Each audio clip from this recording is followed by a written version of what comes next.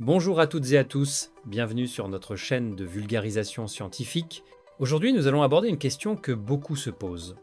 L'abus d'alcool peut-il empêcher une femme ou un homme de concevoir? La réponse est un oui retentissant.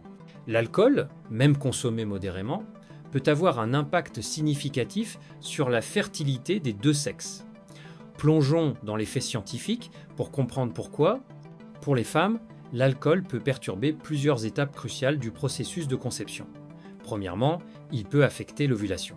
Des études ont montré qu'une consommation excessive peut entraîner des cycles menstruels irréguliers, voire une absence d'ovulation, rendant la conception beaucoup plus difficile. L'alcool peut également altérer les niveaux d'hormones essentiels à la reproduction, comme l'œstrogène et la progestérone. Deuxièmement, l'alcool peut nuire à la qualité des ovules. Des dommages peuvent survenir au niveau de l'ADN des ovules, augmentant le risque de fausses couches ou d'anomalies chromosomiques si la grossesse survient. Enfin, même si un ovule est fécondé, l'alcool peut compromettre l'implantation de l'embryon dans l'utérus. Il peut modifier l'environnement utérin, le rendant moins propice à l'implantation et au développement initial de la grossesse. Chez les hommes, des spermatozoïdes affaiblis, l'impact de l'alcool sur la fertilité masculine est tout aussi important. L'alcool peut affecter directement la qualité et la quantité des spermatozoïdes.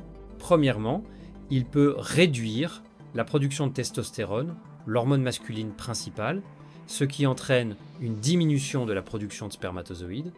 Deuxièmement, les spermatozoïdes produits peuvent présenter des anomalies morphologiques, c'est-à-dire des formes atypiques ou une motilité réduite, ce qui signifie qu'ils nagent moins bien et ont plus de mal à atteindre l'ovule. De plus, l'alcool peut augmenter le stress oxydatif dans les testicules, endommageant l'ADN des spermatozoïdes et diminuant leurs chances de féconder un ovule.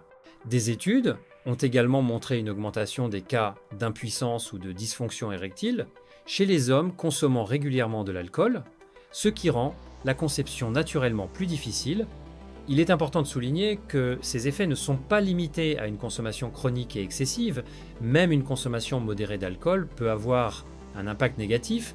Si vous essayez de concevoir ou si vous envisagez de le faire, il est fortement recommandé de réduire au maximum votre consommation d'alcool, voire de l'éviter complètement.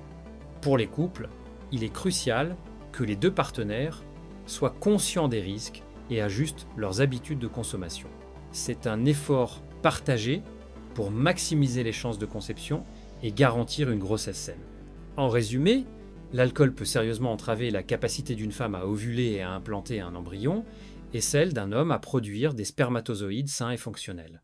La science est claire. Pour optimiser vos chances de concevoir, la meilleure approche est de limiter ou d'éliminer l'alcool de votre vie. N'hésitez pas à en discuter avec votre médecin ou un professionnel de la santé si vous avez des préoccupations concernant votre fertilité et votre consommation d'alcool. Si cette vidéo vous a été utile, n'oubliez pas de la liker et de vous abonner à notre chaîne pour plus de contenu scientifique vulgarisé. Et vous, aviez-vous conscience de l'impact de l'alcool sur la fertilité? Partagez vos réflexions dans les commentaires.